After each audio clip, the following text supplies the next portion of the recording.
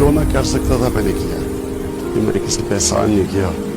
अल्लाह ने दिया मुझे इतना ज़्यादा, मेरी जिम्मेदारी थी कि मैं अपनी कौम के लिए कुछ करूँ। ऐ मेरी ज़मीं अफ़सोस है।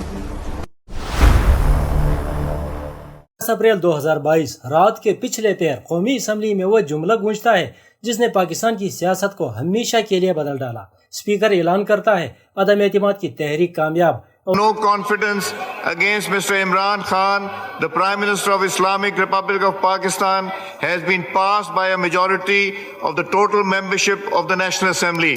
और यूं 3 साल 8 माह बाद इमरान खान की हुकूमत जमीन बोस हो जाती है। अदम एतमाद के फौरन बाद सड़कों पर एक लहर दौड़ती है।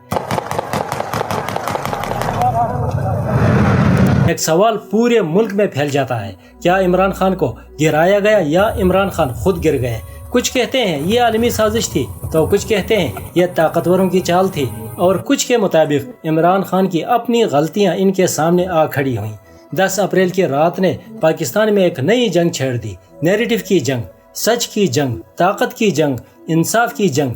एक तरफ इमरान खान खड़े थे इंसाफ, अदल और हकीकी आज़ादी का बयानिया लेकर, तो दूसरी तरफ वो ताकतवर निज़ाम था जो खुद को इस मुल्क का वाली वारिस समझता था और इमरान खान को इस मुल्क के लिए सिक्योरिटी थ्रेट। तो चलिए आज की इस डॉक्यूमेंट्री में इमरान खान की कहानी फैक्ट्स और फिगर्स के साथ डिकोड करते हैं।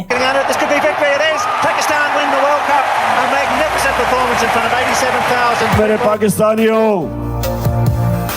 सिर्फ आजाद इंसानों की परवाज ऊपर होती है। मैं वो पाकिस्तानी हूँ। One is the Holy Quran and then the other is the personality of the Prophet, peace be upon him. Unfortunately, when either the Quran or our Prophet, peace be upon him, they are ridiculed, the Muslim leadership has failed to convey to the Western countries that it pains and hurts. मेरा दिल ही नहीं मानता कि मैं किसी की गुलामी करूं। Imran Khan has always been a headline maker. देखें, इमरान खान ने क्रिकेट का सफर एक खामोश दुबले पतले नौजवान के तौर पर किया, लेकिन जल्द ही इनकी शख्सियत में 2 चीजें नुमायां हो गई, बेखौफी और क़ियादत। 92 के वर्ल्ड कप में सारी टीम लड़खड़ा गई, बट इमरान खान का एक जुमला कि मुझे यकीन है कि मैं जीत सकता हूँ, ये वो जुमला था जिसने एक कप्तान को कौमी हीरो बना दिया। क्रिकेट हो या जिंदगी, इमरान खान ने कभी इजी रास्ता नहीं चुना। वो हमेशा वहां जाते जहां बाकी लोग जाने से डरते थे। 1985 में जब इमरान खान की वालिदा शौकत खानम कैंसर के हाथों जिंदगी की जंग हार गई, तो इमरान खान ने पाकिस्तान में एक ऐसा कैंसर हॉस्पिटल बनाने का सोचा जहां गरीब को फ्री इलाज मिल सके। लेकिन लोगों ने फौरन कह दिया पाकिस्तान में cancer hospital banana next to impossible है, और हकीकत भी यही थी। उस वक्त उस दौर में पाकिस्तान जैसे मुल्क में एक जदीद कैंसर हॉस्पिटल बनाना इतना आसान नहीं था, लेकिन फिर भी कप्तान ने हॉस्पिटल बनाकर दिखाया। 1994 में जब हॉस्पिटल कंप्लीट हुआ तो जरदारी और बेनज़ीर ने इमरान खान को पैगाम भेजा कि हॉस्पिटल का इनॉग्रेशन हम करना चाहते हैं, तो इमरान खान ने साफ साफ इनकार कर दिया और एक 10 साल कैंसर पेशेंट समीरा नामी बच्ची से रिबन कटवाई। इसकी वजह यह थी, इससे पहले इमरान खान जरदारी के पास गए थे कि हॉस्पिटल में मेरी मदद करें, लेकिन जरदारी ने कोई मदद नहीं की थी, इसलिए इमरान खान ने इनकार किया था, जिस पर जरदारी और बेनज़ीर दोनों सख्त नाराज हुए और हॉस्पिटल के खिलाफ क्रैकडाउन शुरू कर दिया। पीटीवी पर अस्पताल के चंदे के लिए जो इश्तिहारात चलते थे उनको बंद कर दिया। जो मेडिकल इक्विपमेंट बाहर से आ रहे थे उनको महीनों तक कस्टम पर रोका जाने लगा। इमरान खान के करीबी लोगों ने कहा कि आप पीपल्स पार्टी ज्वाइन करें वरना जरदारी हॉस्पिटल को बर्बाद कर देगा। तो इमरान खान ने पीपल्स पार्टी ज्वाइन करने के बजाय बेनज़ीर के सख्त मुखालिफ साबिक ISI चीफ जनरल हमीद गुल और जमात इस्लामी के मोहम्मद अली दुरानी से हाथ मिला लिया। इन दोनों ने एक ग्रुप बनाया था जिसका नाम तहरीक एहतिसाब था, जो हुक्मरानों पर दबाव डालने का काम करते थे। और इससे पहले जनरल हमीद गुल ने 1988 में बेनज़ीर हुकूमत गिराने के लिए एक पॉलिटिकल अलायंस इस्लामी जमहूरी इत्तेहाद बनाकर बेनज़ीर हुकूमत हटाने की कोशिश की थी। इसलिए बेनज़ीर और हमीद गुल की आपस में नहीं बनती थी और इमरान खान जाकर उसके साथ मिल गया, जिससे बेनज़ीर को यह डर सताने लगा कि एस्टेब्लिशमेंट बेनज़ीर की हुकूमत ओवरथ्रो करने के चक्कर में है और इमरान खान को वज़ीर आज़म बनाना चाहती है। इसलिए बेनज़ीर ने इमरान खान की पब्लिक इमेज खराब करने के लिए इमरान खान पर इल्जाम الزام لگایا کہ شوکت خانم ہسپتال میں بہت زیادہ کرپشن ہو رہی ہے۔ یہ بہانہ بنا کر عمران خان کے خلاف کریک ڈاؤن شروع کر دیا۔ پی ٹی وی پر عمران خان کی پرانی کرکٹ فوٹیجز نشر کرنے پر پابندی لگا دی۔ شوکت خانم ہسپتال کی رپورٹس پی ٹی وی پر دکھانا بند کر دیا۔ ایون فنڈ ریزنگ کے لیے جو پی ٹی وی پر ایڈورٹائزمنٹ چل رہی تھی اسے بھی بین کر دیا۔ سرکاری اداروں میں فنڈ ریزنگ کے ایونٹس پر پابندی لگا دی، جس سے ہسپتال کی فنڈ ریزنگ 50% تک گر گئی۔ اور ساتھ ہی ساتھ بے نظیر نے اسٹیبلشمنٹ کے روایتی ڈومین میں بھی انٹرونشن شروع کر دی۔ بے نظیر نے صدر کو اپنے کنٹرول میں کرنے کی کوشش کی۔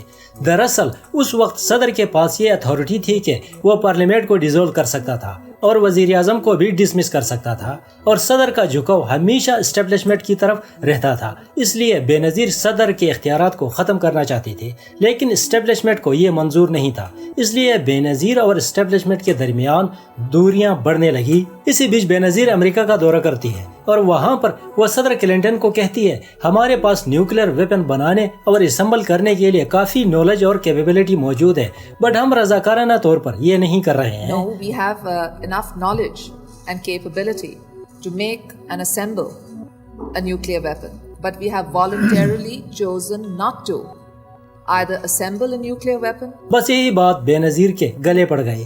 کہا جانے لگا بے نظیر پاکستان کا نیوکلیر پروگرام امریکہ پر بیچ رہی ہے، اور اسی بات کو بیس بنا کر بے نظیر کے خلاف اپوزیشن نے خوب مہم چلائی۔ کہ بے نظیر بھٹو اور فاروق لغاری 11 ستمبر تک استعفیٰ دے۔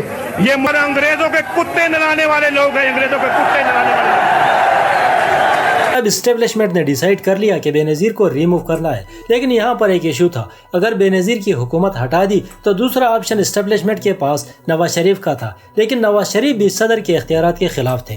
وہ بھی چاہتے تھے کہ صدر کی پاور کم ہو، کیونکہ نواز شریف خود اسی صدارتی اختیارات کے ذریعے 1993 میں برطرف ہو چکے تھے، تو اسٹیبلشمنٹ کو نواز شریف پر بھی بھروسہ نہیں تھا، اور اسٹیبلشمنٹ ان دونوں سے بہت تنگ آ چکی تھی ان کی کرپشن کی وجہ سے۔ تو اسٹیبلشمنٹ کو ایک بیک اپ پلان کی ضرورت تھی جو بے نظیر اور نواز شریف کو کاؤنٹر کر سکے، اور اس کے لیے پروفیکٹ تھا عمران خان۔ فریش چہرہ تھا، ویسٹ کو بھی جانتا تھا، کرپشن کے خلاف بھی آواز اٹھاتا تھا، اور پبلک امیج بھی بہت بہتر تھی۔ اور پھر ایکس جنرل مجیب الرحمان صحافی بشرا رحمان کو عمران خان کو اپنے گھر پر ڈنر کے لیے بلانے کو کہتے ہیں، اور 28 دسمبر 1995 کو بشرا رحمان کے گھر پر ایک خفیہ میٹنگ ہوتی ہے جس میں کچھ اور ریٹائر جرنیل بھی موجود ہوتے ہیں۔ ایک لمبے سیشن کے بعد عمران خان کچھ کنڈیشن پر پولیٹکس میں آنے پر راضی ہو جاتے ہیں۔ اس کے بعد ان کے درمیان سیکرٹ میٹنگز چلتی رہیں، اور 25 اپریل 1996 کو عمران خان نے پاکستان تحریک انصاف PTI کی بنیاد رکھ دی اور پولیٹیکل لینڈسکیپ میں باقاعدہ انٹر ہو گئے۔ نئی نویلی پارٹی کے چیئرمین عمران خان بنے اور سیکرٹری جنرل مجیب الرحمان بنے، لیکن جنرل مجیب کی عمران خان کے ساتھ پارٹنرشپ زیادہ عرصہ قائم نہ رہ سکی، اور انہوں نے یہ کہتے ہوئے تحریک انصاف چھوڑ دی کہ میں یہاں کچھ نہیں کر سکتا۔ وہ عمران خان کسی کی نہیں سنتے۔ اس کے بعد عمران خان نے اپنا پہلا پبلک سیشن لاہور میں کیا، وہ بھی خراب گلے کے ساتھ۔ آپ سے صرف ایک درخواست ہے، جو بھی تحریک کو جوائن کرے صرف یہ یاد رکھے کہ ایاک نعبد و ایاک نستعین، کہ آپ نے کسی انسان کے سامنے نہیں جھکنا۔ ہمیں صرف دلیر لوگوں کی ضرورت ہے، بزدل لوگوں کی ضرورت نہیں۔ اور 5 نومبر 1996 کو صدر فاروق لغاری بے نظیر حکومت کو تحلیل کر دیتے ہیں، اور پھر 1997 کا الیکشن آتا ہے۔ PTI چراغ کے سمبل کے ساتھ میدان میں اتر گئی، لیکن الیکشن سے پہلے PJ میر کے مطابق نواز شریف نے عمران خان کو قومی اسمبلی میں 20 سیٹیں دینے کے ساتھ وزیر خارجہ بنانے کی آفر کر دی، لیکن عمران خان نے یہ کہتے ہوئے ریجیکٹ کر دیا کہ میں کرپٹ لوگوں کے ساتھ کبھی بھی ہاتھ نہیں ملاؤں گا۔ لیکن جب الیکشن کا ریزلٹ آیا تو حیرت انگیز طور پر PTI ایک سیٹ بھی نہیں جیت پائی، اور نواز شریف بھاری میجورٹی کے ساتھ الیکشن جیت کر دوسری بار پرائم منسٹر بن گئے۔ اقتدار میں آتے ہی انہوں نے 13ویں آئینی ترمیم کے ذریعے صدر کے اختیارات ختم کر دیے، کیونکہ نواز شریف اسی کے ستائے ہوئے تھے۔ اس سے پہلے 1993 میں میاں صاحب کو انہی صدارتی اختیارات کے تحت برطرف کیا گیا تھا، تو میاں صاحب نے سب سے پہلے یہ کام کیا۔ اب وزیر اعظم کا عہدہ سب سے طاقتور بن گیا۔ اب میاں صاحب کو محسوس ہونے لگا کہ اب ملک کے پاور اسٹرکچر میں اس سے زیادہ پاورفل اور کوئی نہیں رہا، اور میاں صاحب نے اپنی پاور کا بے دریغ استعمال شروع کر دیا۔ دوسری طرف اسٹیبلشمنٹ یہ سب خاموشی سے دیکھ رہی تھی۔ انہیں اندازہ ہو گیا تھا کہ طاقت کا بہاؤ ان کے ہاتھ سے نکل کر وزیر اعظم کے پاس چلا گیا۔ تو اسی تناظر میں اس وقت کے آرمی چیف جنرل جہانگیر کرامت نے ایک تجویز پیش کی۔ تجویز یہ تھی کہ ملک میں ایک نیشنل سیکیورٹی کونسل قائم کی جائے، ایسا ادارہ جہاں نیشنل سیکیورٹی، فارن پالیسی اور ڈیفنس جیسے اہم فیصلے فوج اور سول حکومت مل کر کرے۔ بظاہر یہ ایک مشاورتی فورم تھا، مگر در حقیقت یہ ایک نیا پاور سینٹر بن رہا تھا۔ تو میاں صاحب نے اس تجویز کو ماننے سے انکار کر دیا۔ ان کے نزدیک یہ وزیر اعظم کے اختیارات کمزور کرنے اور فوج کو آئینی طور پر سیاست میں داخل کرنے کی کوشش تھی۔ یہی نقطہ دونوں کے درمیان ٹکراؤ کا سبب بن گیا، لیکن اس ٹکراؤ میں پاکستان کی تاریخ میں پہلی بار ملٹری اسٹیبلشمنٹ کے مقابلے میں ایک سول وزیر اعظم بازی لے گیا۔ میاں صاحب نے آرمی چیف جہانگیر کرامت کو ریزائن کرانے پر مجبور کر دیا۔ جنرل جہانگیر کرامت کے جانے کے بعد میاں صاحب کو ایک ایسے آرمی چیف کی ضرورت تھی جو میاں صاحب کے تابع رہے۔ میاں صاحب نے تمام سینئر جنرلز کو بائی پاس کر کے مشرف کو آرمی چیف لگا دیا۔ کیونکہ مشرف ایک چھوٹی مہاجر کمیونٹی سے بلونگ کرتے تھے، اس لیے میاں صاحب کو لگا کہ وہ سیاسی طور پر کمزور ہوں گے اور ان کے تابع رہیں گے۔ لیکن مشرف تو مشرف تھا، اس نے نواز شریف کو بتائے بغیر انڈیا پر حملہ کر دیا، جسے ہم کارگل وار کے نام سے جانتے ہیں۔ تو میاں صاحب کو پھر سے لگنے لگا کہ یہ بندہ بھی ٹھیک نہیں ہے، اسے بھی ریپلیس کرنا پڑے گا۔ میاں صاحب یہ بات دل میں لیے بیٹھے تھے، اور ایک دن پرویز مشرف سری لنکا کا دورہ کر کے واپس آ رہے تھے تو میاں صاحب نے مشرف کو ہوا میں ہی گھما دیا۔ مشرف کو کہا، آپ کا طیارہ پاکستان میں نہیں اتر سکتا، آپ کسی اور ملک چلے جائیں، یہاں پر میں نے نیا آرمی چیف لگا دیا ہے، اب آپ کی کوئی ضرورت نہیں۔ اور آرمی چیف جنرل ضیاء الدین کو لگایا تھا۔ بٹ چند ہی لمحوں میں پرویز مشرف کراچی جناح انٹرنیشنل ایئرپورٹ پر لینڈ کر گئے، اور کچھ ہی گھنٹوں میں میاں صاحب کا پروگرام اڑ گیا اور میاں صاحب اپنی ٹاپ لیڈرشپ کے ساتھ گرفتار ہو گئے۔ میاں صاحب پیچھے دیکھ رہے تھے کہ اب میرے لیے عوام نکل آئے گی، لیکن میاں صاحب کو یہ پتہ نہیں تھا کہ یہ تو پاکستانی عوام ہے۔ بہرحال ملک میں ایک بار پھر جمہوریت کا جنازہ نکل گیا اور مارشل لا لگ گیا۔ I request you all to remain calm and support your armed forces in the re-establishment of order to pave the way for a prosperous future for Pakistan. اور دوسری طرف پاکستان کی اکثر سیاسی قوتوں کے ساتھ عمران خان نے بھی مشرف کی حمایت کا اعلان کر دیا اور کہا کہ اللہ کا شکر ہے ایک کرپٹ حکومت کا خاتمہ ہو گیا۔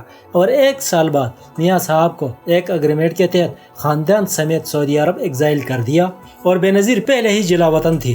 اب مشرف کے راستے میں کوئی بڑا لیڈر موجود نہیں تھا، تو مشرف نے 2002 میں سو کولڈ ریفرینڈم کرایا، جس میں پرویز مشرف 5 سال کے لیے پاکستان کے صدر بن گئے، اور عمران خان نے بھی مشرف کو سپورٹ کیا، اور 10 اکتوبر 2002 کو جنرل الیکشن ہوئے، جس میں پی ٹی آئی پہلی بار ایک سیٹ نکالنے میں کامیاب ہو گئی، اور یہ کامیابی بھی عمران خان کے اپنے آبائی حلقہ میاں والی سے حاصل ہوئی، اور عمران خان پہلی بار اسمبلی پہنچ گئے۔ اسمبلی میں بیٹھے مشرف کے خلاف کوئی سخت بیان تو نہیں دیا، البتہ افغان جنگ میں امریکہ کا ساتھ دینے پر مشرف پر تنقید کی، لیکن مجموعی طور پر مشرف کے ساتھ ٹکراؤ نہیں کیا۔ 2004 تک ایسا ہی چلتا رہا۔ جب 2004 میں قبائلی علاقوں میں اسپیشلی وزیرستان میں مشرف نے امریکہ کے کہنے پر آپریشن شروع کیا تو عمران خان نے کہا، ہم یہ سمجھتے ہیں کہ ہم اپنی فوج کے ذریعے وزیرستان کے اوپر قبضہ کر لیں گے۔ کیا کوئی یہ فوجی بیٹھے ہوئے ہیں یہاں، ان سے پوچھ لیں کیا یہ عقل کہتی ہے کہ یہ ہم کریں؟ پاکستانی فوج کو کسی صورت نہ ہم بھجوائیں، وہاں اگر ہماری یہ لڑائی چھڑ گئی اپنی قبائلیوں کے ساتھ تو آپ ہندوستان وغیرہ بھول جائیں، یہ ساری فوج ساری زندگی وہی پھنسی رہے گی۔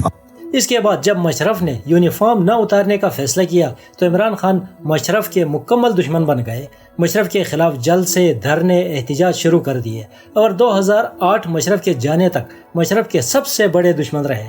لیکن اس سے پہلے ایک اور بڑی ڈیولپمنٹ ہوئی تھی۔ جب 2007 میں مشرف نے ایمرجنسی نافذ کی، آئین کو معطل کیا، تو آل پارٹی ڈیموکریٹک APDM نے مشرف کے خلاف مزاحمت شروع کی۔ اس اتحاد میں پاکستان کے تمام سیاسی جماعتیں شامل تھیں، مسلم لیگ نون، پیپلز پارٹی، تحریک انصاف، جماعت اسلامی اور JUI وغیرہ۔ اور جب 2008 میں مشرف نے جنرل الیکشن کرانے کا اعلان کیا تو پیپلز پارٹی کے علاوہ تمام سیاسی پارٹیوں نے اس الیکشن کا بائیکاٹ کر دیا۔ بائیکاٹ کرنے کی مینلی وجہ یہ تھی مشرف کی نگرانی میں الیکشن آزاد اور منصفانہ نہیں ہو سکتے، اس لیے جمہوریت کو بچانے کے لیے تمام سیاسی پارٹیوں کو اس جنرل الیکشن کا بائیکاٹ کرنا پڑا۔ لیکن نواز شریف نے پہلے بائیکاٹ کیا، لیکن بعد میں زرداری کے ساتھ مل کر الیکشن میں اتر گئے اور دونوں بھائیوں نے مل کر ڈبل انجن حکومت بنائی جس طرح آج بنائی ہوئی ہے۔ سیم اسی طرح 2008 میں بھی انہوں نے مشرف کے انڈر حکومت بنائی تھی، اس لیے اصل طاقت اب بھی مشرف کے پاس تھی۔ اور عمران خان کا مطالبہ تھا جوڈیشری کو بحال کیا جائے اور مشرف ریزائن کرے۔ جب تک مشرف صدر ہے یہ جمہوریت نہیں ہے، یہ ہائیبریڈ سیٹ اپ ہے۔ اس کے بعد عمران خان امریکہ کے خلاف بیانات بھی دینے لگے اور قبائلی علاقوں میں فوجی آپریشن کے سخت مخالفت کرنے لگے۔ نواز شریف اور زرداری مکمل طور پر وار آن ٹیرر میں امریکہ کا ساتھ دینے لگے، جس سے وزیرستان میں ڈرون حملوں میں تیزی سے اضافہ ہو گیا اور صرف 2009 میں تقریباً 700 افراد ان حملوں کا شکار بنے۔ اس انسانی المیہ نے ملک میں سیاسی اور عوامی جذبات کو ہلا کر رکھ دیا۔ عمران خان نے اس صورتحال کو اپنی سیاست کا اہم ستون بنانے کا فیصلہ کیا اور ڈرون سٹرائک کے خلاف مسلسل آواز اٹھانے لگے۔ ڈرون اٹیک سے مرتے بیچارے بے قصور لوگ ہیں، بدلہ لیتے ہیں پاکستانی فوج سے، پاکستانی شہریوں سے۔ آج ہم بالکل پرامن، سب کچھ پرامن کرنا چاہتے ہیں۔ ان کے اس موقف کی وجہ سے پورا پشتون بیلٹ آہستہ آہستہ عمران خان کے قریب ہونے لگا۔ عوامی حمایت میں خاص طور پر ان کے 30 اکتوبر 2011 کے جلسے میں واضح ہوا۔ آج مینار پاکستان میں اللہ نے ہماری آواز سن لی ہے۔ یہ جلسہ عمران خان کی سیاست کا ٹرننگ پوائنٹ ثابت ہوا۔ عمران خان کے اس جلسے نے ملکی سیاست میں ایسی ہلچل مچا دی کہ مخالف جماعتوں میں سیریس کنسرنز پیدا ہو گیا۔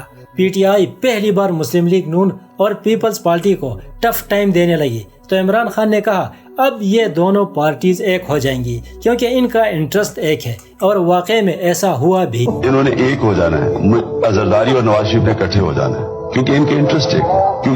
اب مخالفین نے عمران خان کے خلاف اپنا بیانیہ بنانا شروع کر دیا۔ سب سے پہلے مولانا فضل الرحمان نے عمران خان کو یہودی ایجنٹ کہا اور پی ٹی آئی کو ووٹ دینا حرام قرار دیا۔ پیپلز پارٹی نے انہیں طالبان خان جبکہ مسلم لیگ نون نے یو ٹرن خان کا لقب دے دیا، اور یوں سیاسی سٹیج پر ایک نئی کشمکش کا آغاز ہوا۔ ایک طرف وہ لیڈر جو طاقتور ہوتا جا رہا تھا اور دوسری طرف وہ سیاستدان جو اس تیزی سے بڑھتی ہوئی مقبولیت سے شدید خوف زدہ تھے۔ اور یہ وہ دور تھا پاکستان میں شدید لوڈ شیڈنگ، دہشت گردی پیک پر تھی۔ ایک طرف نواز شریف لوڈ شیڈنگ ختم کرنے کے وعدے کر رہے تھے اور دوسری طرف عمران خان کرپشن سے پاک، جنگ کا خاتمہ اور ایک نیا پاکستان بنانے کے وعدے کر رہے تھے۔ اور پھر تاریخ آتی ہے 11 مئی 2013 کی۔ ملک میں عام انتخابات ہوئے جن میں مسلم لیگ نون نے 166 نشستوں کے ساتھ پہلی پوزیشن حاصل کی، پیپلز پارٹی 42 نشستوں کے ساتھ دوسرے، جبکہ پاکستان تحریک انصاف 35 نشستوں کے ساتھ تیسری پوزیشن پر رہی۔ اور صوبائی سطح پر پی ٹی آئی نے پہلی بار خیبر پختونخوا میں جماعت اسلامی کے ساتھ اتحاد کر کے حکومت بنا لی، اور یوں کرپشن کے خلاف تحریک چلانے والے عمران خان نے ایک صوبے پر حکومت سنبھال لی۔